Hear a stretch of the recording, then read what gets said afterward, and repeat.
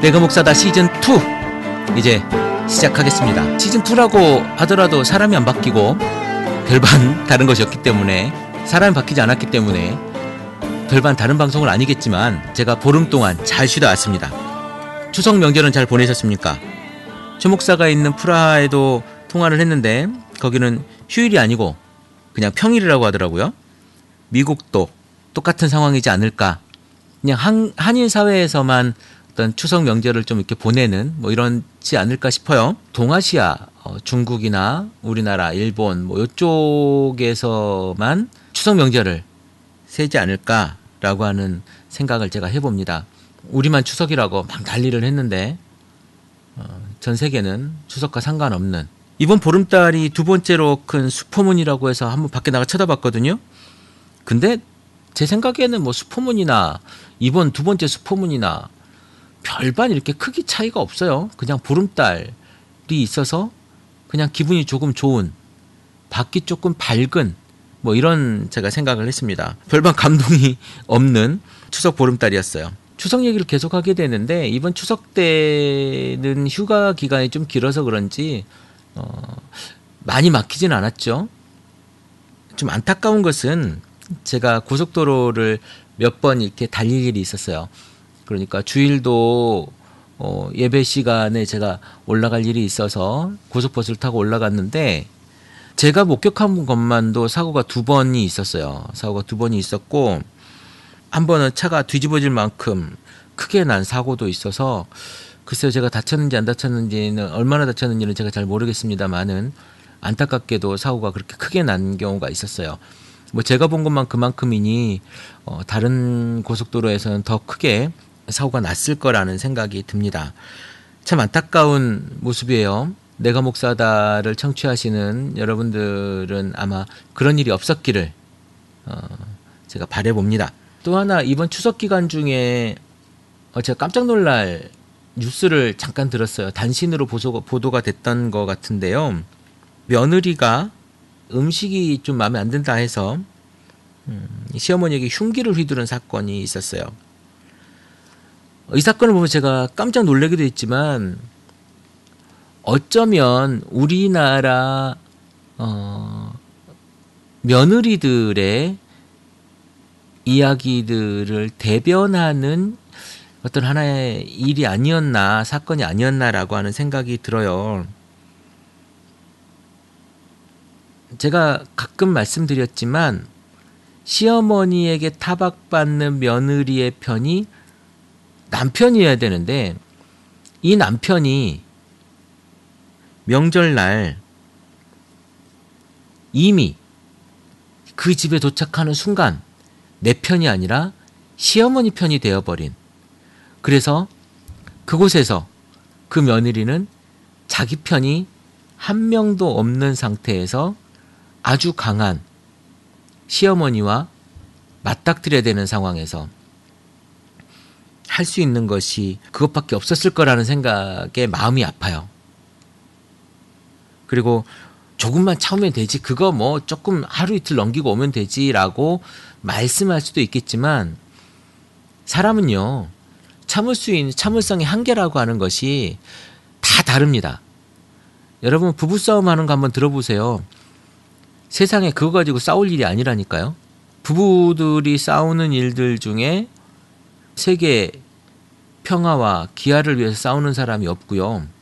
부부들이 싸우는 것에 가장 중요한 것은 상처를 건드리는 거예요. 아주 작은 상처. 그 작은 상처를 건드리는 것 때문에 싸우다가 일이 커지는 거고 화를 내는 겁니다. 그래서 그 상처가 사실은 그 사람들이 참을성의 한계예요. 얼마나 상처가 많이 있는가, 얼마나 상처가 많지 않은가, 이런 것들인 거지. 밖에서 봤다고 나는 저거 분명히 괜찮은데 저걸 가지고 저렇게 화를 내냐라고 할 수 있겠지만, 임의로 판단할 것은 아니라는 생각이 들어요. 그게 이제 참을성의 한계죠. 상처라는 것이, 상처의 깊이와 차이가 참을성의 한계입니다. 이제 명절을 마치고 많은 분들은 어제 오늘 이제 출근을 하셨을 것이고, 공무원들 같은 경우는 이제 출근을 안 하신 분들도 계실 텐데요. 이제 첫 출근하는 분도 계실 텐데 명절을 마치고 오신 분들 사실 남편도 운전하시라고 힘들었겠지만 일하느라고 아내도 많이 긴장하고 힘들었을 겁니다. 남편이 수고했다. 그리고 고맙다. 아니면 안 좋은 일이 있었다면 잘 참고 그리고 와서 견뎌줘서 고맙다라고 아내를 한번 안아주십시오. 수고했다고. 사람들이 모이면 그렇잖아요. 아침 먹고 설거지 끝나면 점심 준비해야 되고 손님 오면 또 상내야 되고 그리고 밥상 차리는데 하루 다 가죠. 제가 어릴 때 시골에 살았는데요. 시골에 이제 저희 아버지 형제간이 10남매였거든요. 10남매가 다 모이고 그리고 저희 할아버지 형제간들도 또 모이고 그러니까 한 명절 때면 100명은 모이는 것 같아요. 100명은 모이는 것 같은데 그분들이 올 때마다 며느리들이 다 막 상 차리고 손주 며느리들 상 차리고 고기 굽고 뭐 그러고 있는 것 같아요. 하루 종일 여자들이 일하고 부엌에서 제가 한번 봤는데 부엌 그때는 가마솥이 있었으니까요. 그 가마솥 옆에서 그냥 밥 한 술 뜨는 거예요. 남은 나무라고. 제가 그것을 본 기억이 있어요. 그렇게 했던 것이 명절이었던 것 같아요. 제가 오늘 서론이 굉장히 길었네요. 이제 내가 목사다 시작하도록 하겠습니다. 교회의 모양에 대한 이야기를 한번 해보고자 해요. 늘 고민하는 문제이긴 하지만 교회의 외형적 모양을 사실 규정하기는 어렵습니다. 교회가 큰 교회와 작은 교회 이건 외형적 모양이죠. 그리고 지하에 있느냐 지상에 있느냐 자기 건물을 가지고 있느냐 이런 건 외형적 모양이에요. 우리가 예배당에 가는 것 교회라고 하는 것 이런 것이 다 외형적 모양에 대한 이야기입니다.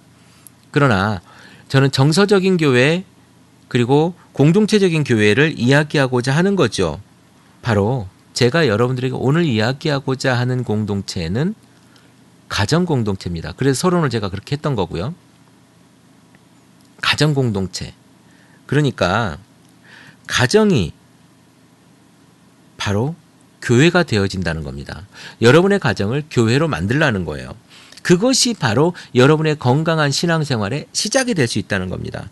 가정이 교회가 된다면 예배의 확장성과 예배의 연속성을 담보할 수 있기 때문에 그래요. 말이 어렵다고요? 이게 무슨 얘기냐면 가정이 공동체가 된다면 그 속에서 예배를 늘 드릴 수 있는 상황이 되는 거고 예배가 아주 오랫동안 그러니까 주일날만 드려지는 예배가 아니라 매일 드려지는 예배가 될 수 있다라는 삶의 예배의 어떤 상황을 만들 수 있다라는 이야기가 된다는 것입니다. 가정이 곧 예배 공동체가 될 수 있다라는 거예요. 이런 이야기가 있습니다. 상담을 가끔 하는 이야기들 중에 청소년 상담을 할 때가 있어요.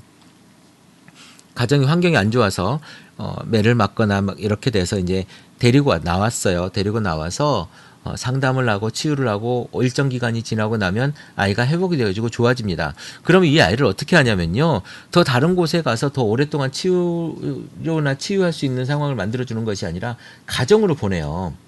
다시 그 가정으로 보낸단 말이에요. 그러면 그 아이가 다 건강해졌다고 손 치더라도 병든 가정으로 다시 돌아가게 되면 그 아이는요. 다시 병든 모양이 되게 됩니다. 그러면서 그것들을 다시 겪고 하면서 상처가 깊어지고 그 아이는 사회에 적응할 수 없는 사람이 되는 겁니다. 교회 공동체도 마찬가지예요. 좋습니다. 교회에 나가서 목사님 말씀에 봉사에 그리고 성가대 찬양에 여러분 마음이 행복해져 가지고 이제 집으로 돌아오니 말 그대로 그 집이 집구석인 거예요. 이렇다면 어떻게 되겠습니까? 그저 교회라고 하는 공간과 공동체가 우리의 씨름을 잊기 위해서 찾아간 하나의 장소에 불과했다라는 거예요. 그것을 다 잊어버리고 치유되고 아 좋습니다 할렐루야 하고 왔는데 집은 똑같다는 거예요. 그러면 내 신앙은 어떻습니까? 다시 내 신앙을 일주일 동안 내내 상처받게 되는 겁니다. 제가 여러분들에게 지금 말씀드리고 있는 것은 뭐냐면 이 상처받게 되는 이런 것이 아니라 이제 그 상처받는 그 장소가 이제 회복되어지는 장소로 힐링되어지는 장소로서의 가정, 그리고 그것을 바로 교회 공동체로 만들어내는 것, 그것이 여러분들의 사명이요, 여러분들의 일이라는 겁니다. 네, 좋습니다. 말은 좋지요. 그런데요, 가정만큼 힘든 게 없더라는 거예요. 솔직히 말씀드릴까요? 가장 전도하기 어려운 게 가족입니다. 여러분 경험해 보시죠? 가장 전도하기 어렵고 가장 전도하기 힘든 대상이 가족이에요. 왜 가족이냐면 그 가족은 내가 변하지 않는 모습을 보고 있기 때문에 그래요. 내 속을 너무나 잘 알고 있기 때문에 그렇다는 거예요. 자, 여러분, 가족을 전도하기 위해선 내 삶이 확실하게 변하지 않으면 가족을 전도할 수 없습니다. 내가요, 예수 그리스도 때문에 내 삶과 내 생각과 내 행동이 확실하게 변하지 않으면 여러분은 가족을 절대 전도할 수 없어요. 교회 가자, 애들 보고 교회 안 가면 뒤지게 팰 수 있죠. 그래서 교회 가라고 할 수 있겠죠. 그러나 그 아이에게 어떤 감동이 있겠습니까? 여러분의 삶이 변하면 가족은 전도할 수 있어요. 그런데 여러분 삶이 변하지 않으면 결코 가족은 전도할 수가 없습니다. 집을 팽개쳐 두고 교회만 살아가는 아내를 둔 남편이 어떻게 교회의 호감을 가지고 교회를 나갈 수 있겠습니까? 가정을 예배 공동체로 만드는 것, 그것이요, 건강한 공동체를 만드는 가장 기본이 되는 것입니다. 그것을 바꾸는 데 있어서 기본은 바로 나라는 거예요.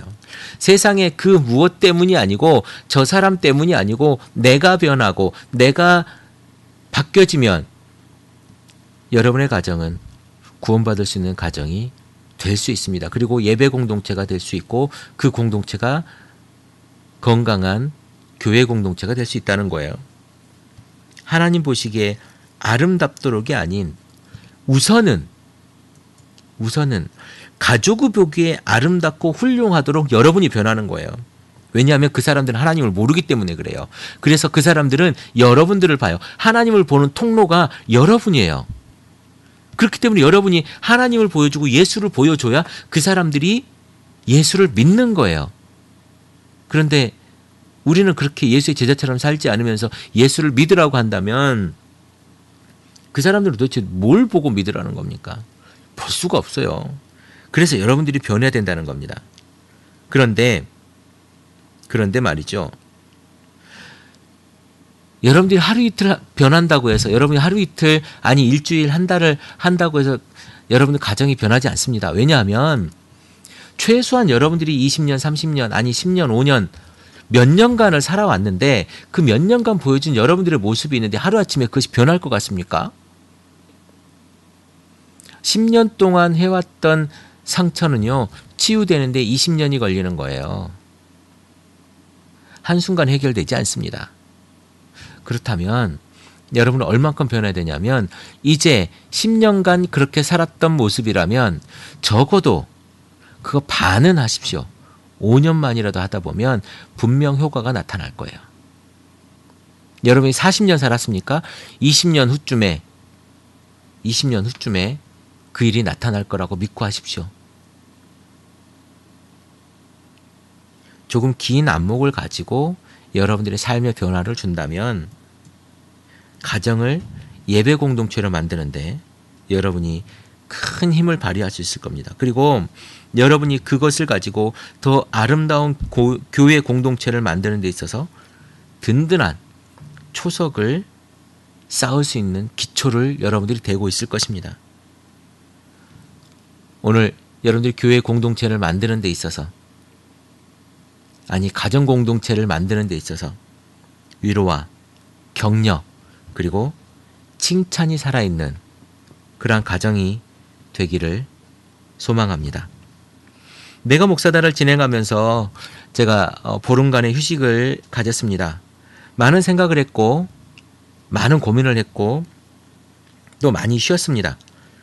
오늘 방송을 다시 시작하려고 하니까 조금 제가 첫 방송하던 날만큼 떨리고 또 무겁습니다. 그러나 건강한 교회를 세우는 데 있어서 작은 걸음 하나라도 제가 여러분들과 함께 할 수 있다면 또 제가 힘이 될 수 있다면 제가 밤을 새고 상하더라도 가겠습니다. 항상 함께 기도해 주시고요. 여러분들이 햇살이 되고 소금 뿌리는 그런 일들에 대해서 여러분들이 깨닫고 여러분 또한 열심히 함께 해주신다면 제가 더 힘이 될 것 같습니다. 크리스찬 TV의 커뮤니티는 다음 카페에 있습니다. 다음에서 내가 목사다 또는 크리스찬 TV를 검색하시면 카페로 들어가서 그 안에서 여러분들 함께 이야기 나누고 서로 위로하실 수 있을 것 같습니다. 오늘도 행복한 날입니다. 내가 목사다. 김종현 목사입니다. 크리스찬 TV는 팟빵과 아이튠즈 그리고 유튜브를 통해 매일 방송되고 있습니다. 앞으로도 건강한 교회, 상식적인 성도를 꿈꾸는 여러분과 함께할 것을 약속드립니다. 크리스찬 TV는 여러분의 하트와 별점 그리고 다운로드로 운영되고 있습니다. 살짝 눌러주시는 센스를 기대해봅니다. 크리스찬 TV였습니다.